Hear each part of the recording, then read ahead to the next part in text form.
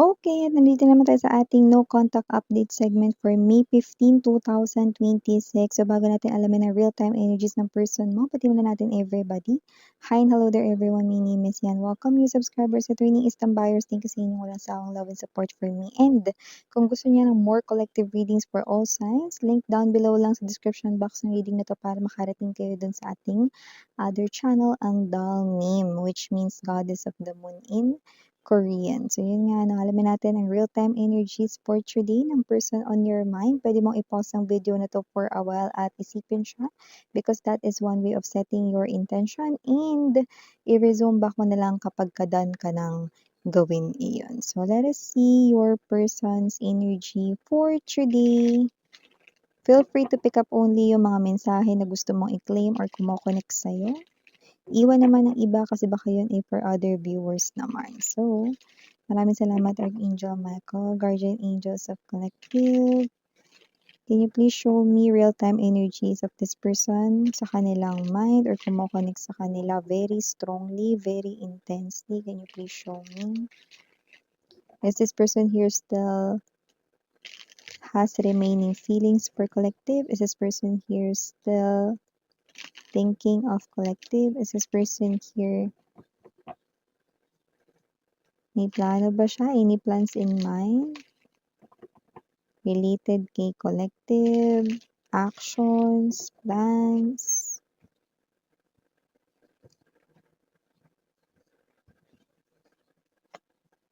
King of Swords. Oh, malakas yung ego nitong tao na to, no? At mukhang siya ang nang-iwan sa'yo. Magician energy. 7 of, bukod doon, sinungaling din siya. Bottom of the deck, 3 of Wands, Knight of Coins, and the Emperor. Okay. Ako? 4 of Coins to. See? 4 of Coins. Okay, so nakikita ko dito. Diba? Wow! Ayan o. Alam ko mainit ngayon mga babes, no? Pero, ihanda mo ang tubig sa tabi mo dahil nakikita ko dito baka mabwisit ka sa kanya. Okay? Baka tumaas ang presyon mo rito. Bakit? Kasi kung sino man tong energy na to lumalabas rito, no? Na itong person na to ang meron pa talagang gana ritong magalit sa iyo. Wow, Siya na nga yung iwan, siya na nga yung nangaliwa na may lumbas ritong ibang tao. This is the shadow here of other woman, other man, name it. Wala tayong gender dito, no? But yes, this person here, no, ghosted you, nagsinungaling rin siya rito, no, nahahanapin yung sarili, no, kailangan daw ng space, hindi naman siya astronaut. Sinungaling siya, ayan, no. Yung iba rito, ex-husband nyo ito, nakita ko rito yung marriage contract, kasal kayo ng taong ito. Yung iba naman, pwedeng hindi naman kayo kasal legally, pero maaaring itong person na to, yung nakita mo na sana yung forever sa tabi niya, no? Pero, nagloko siya, no? Mataas yung ego niya, pero tinanggap mo yun. Naintindihan mo rito kahit na parang yung ugali niya ay hindi mo naiintindihan minsan, no? Nakita ko rito na hindi niya pinagsisisihan na iniwan ka niya, no? Pero, mina-manifest ka nito pabalik sa kanya pero ang gusto niya ikaw ang gumawa ng paraan dito. Babe, abate ka nga naman, no? Makapamewang nga ng hanggang kilikili. Para ma-check na rin, no, kung baskil ang kilikili o so, yun yung nakikita ko dito. Ayun, sorry about that commercial mga babes. Ituloy na natin yung pinag-uusapan natin dito. Kung sino man 'tong energy na 'to, kitang-kita ko na ito yung klase ng person dito, ha, na medyo mataas yung ego niya, 'no, ayaw niya rito yung lumapit rito ng kusa sa'yo. Gusto niya ikaw ang lumapit sa kanya, yun.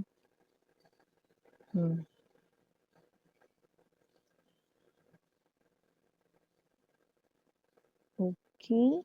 So, ever this energy is this person here ay someone dito, no, na, yeah, gusto ka niya rito na bumalik sa buhay niya, pero gusto niya ikaw ang lumapit.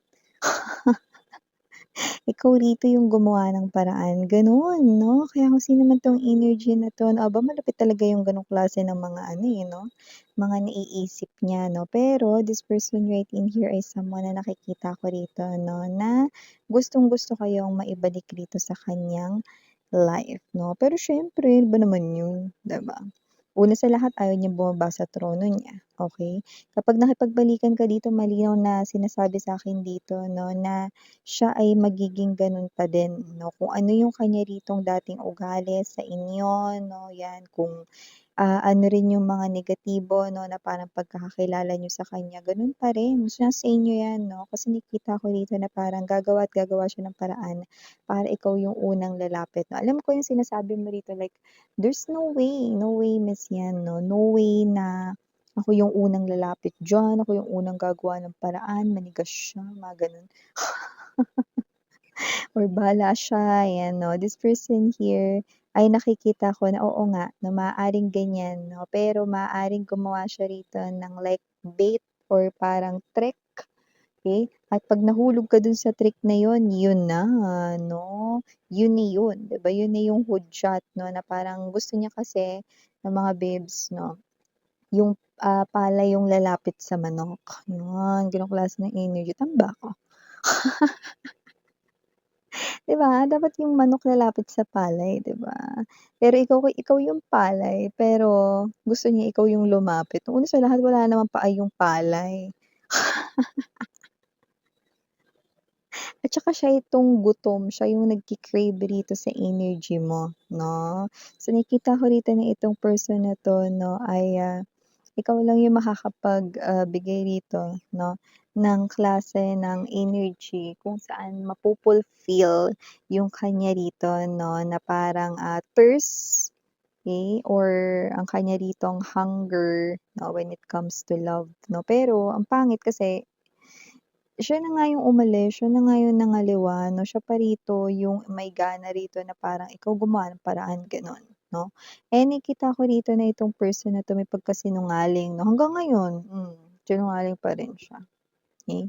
Nakikita ko rito na kayang-kaya niyang i-distort ang truth. Anong ibig sabihin nun, Miss, niyan? Kayang-kaya niya ritong parang, ibahin yung katotohanan, ah, takpan ng katotohanan or what's this, um Um, anong tawag dun, yung parang magaling siya rito na parang pagmukhaing totoo yun kahit hindi, gano'n 'no. So, you're dealing here with the trickster, okey, at yan din yung dahilan siguro kaya parang noon napagmukha niya rito sa inyo 'no, na parang, kayo yung may kasalanan kasi may blaming dito 'no. Kasalanan ninyo kung bakit siya rito 'no, nakikipaghiwalay 'no, or magaling siya rito na parang gamitin yung mga salita 'no, kahit na ang paggamit ay negatibo. Okey. So, kung sino man 'tong energy na 'to, this person here ay waiting sa inyo. Pero hindi siya yung waiting ng walang ginagawa or walang gagawin. May plano ito na actually nung ngayong araw na 'to kaya natin nahagip ito 'no, dahil, itong person na 'to ay maaaring makapag-isip ngayon ng plano ngayong araw na ito kung ano yung dapat gawin para, ikaw ang lumapit 'no, ikaw yung palay 'no, pero ikaw ang lalapit sa kanya 'no, siya yung manok, gano'ng klase ng energy 'no, which is dapat hindi mangyari 'no. Pero dahil isa siya rito 'no na trickster 'no, etong person na 'to 'no ay, gagawin yun. This person here will make it happen no matter what 'no. So ngayong araw dedicated ang araw na ito sa pag-iisip rito ng paraan 'no, and malaki yung chance na may maisip daw siya. Ganun pa man panindigan mo pa rin. Panindigan mo pa rin na wala kang gagawin dito, panindigan mo pa rin 'no, na hindi mo siya rito kikibuin at papansinin. Puwede mo siyang lingunin, pero wag ka ritong mapo-fall sa kanya ritong, mga tricks or sa kanya ritong mga sasabihin sa'yo. Kasi una sa lahat nakikita ko na kapag nakipagbalikan ka diyan, ang taong ito ay magpapakita pa rin ng walang pagbabago, still the same, okey? Yung mga parang gusto mong baguhin niya sa ugali niya, hindi yun mangyayari, hindi yun nangyayari, walang pagbabago nangyayari 'no. So whatever the case may be, still the same, especially the negative, attitude, personalities, and characteristics niya 'no, nananatili pa rin 'yun sa kanya, 'yan 'no. So, nakikita ko dito na kung ano ang kanya ritong budhi dati, 'yun pa din ang budhi niya ngayon. Budhi talaga miss 'yan, yes 'no. So, kaya niya kasing i-twist itong lahat na maaaring pagmukhain niya yung sarili niya na sincere pero hindi 'no. This person here ay may energy ritong magaling siyang magpanggap 'no. Well, hindi na nakakapagtaka kasi nakita ko rito na okay, let's get straight to the point, Walang itsura itong person mo, pero kapag meron siya ritong nagustuhan na isang person, okay, nakukuha niya yung atensyon ng tao na yun, okay, dahil magaling siya, mabubulaklak siyang magsalita, ayan 'no.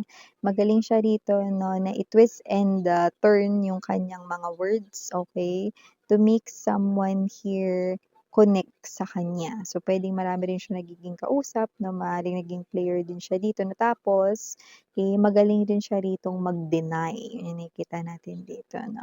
Kahit kailan hindi naging, patas itong tao na 'to when it comes to love na hindi ko rin alam kung saan niya nakuha yung pagiging malandi niya,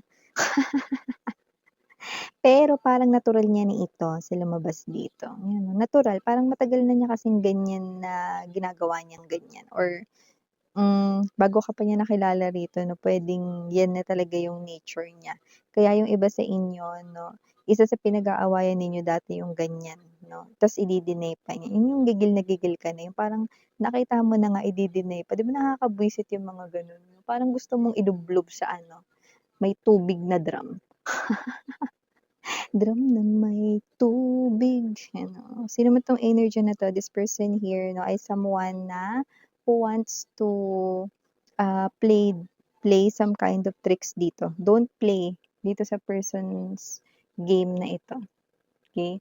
Kasi gagawin niya rito ang kanyang very best para talagang, kayo ay, mahikayat rito 'no, sa paraan rito na kayo ang lalapit. So, kaya niyang gumawa ng sitwasyon dito para ikaw ang lumapit sa kanya nang hindi siya nauunang lumapit sa'yo. Kung paano 'yun, para sa isang tao rito na tulad niya, hindi 'yun imposibleng mangyari, Sa ngayon wala pa siyang as in pulidong naiisip 'no, habang nakuha natin ito, pero high chance daw na within the day, ang taong ito ay ah, makapagdesisyon 'no, ng kanya ritong final na gagawin or plano 'no, na may kinalaman dito upang ikaw yung mauna 'no, na lumapit sa kanya at hindi siya yung mauuna, Kasi yun yung gusto niya, yung ikaw yung mauna, pero siya yung gumagawa ng paraan 'no, on the background para ikaw yung lumapit. So, maaaring gumamit rin siya rito ng ibang mga ways,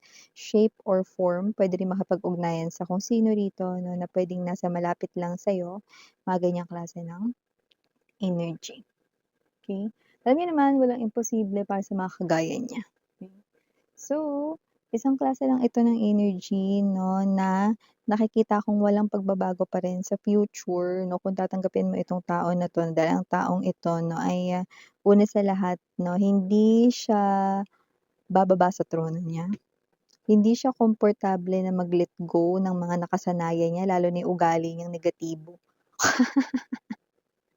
Ganyan yung mga tao na parang feeling nila 'pag binaba nila ng konti lang yung pagiging, negatibo nila 'no, yung pag-tighten ng kanila rito 'no, na belt kumbaga 'no, sa sarili nila 'no, feeling nila aapihin na agad sila ng iba, yung laban na laban yung energy nila, yung Gina G 'no, pero hindi naman laging gano'n yun, 'di ba?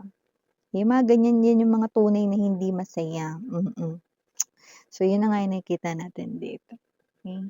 So, hindi ko alam kung ano talaga yung kanya ritong, hidden agenda, pero nakita ko rito na gusto ka niya ritong maibalik sa life niya 'no, kasi yung life niya with you 'no, ay easy daw 'no. Paanong easy miss 'yan? Hindi sinasabing easy to get ka. Ang sinasabi niya rito 'no, parang nung life niya kasi nung nagkasama pa kayo, nare-recall niya yun, nagiging madali yung lahat sa kanya.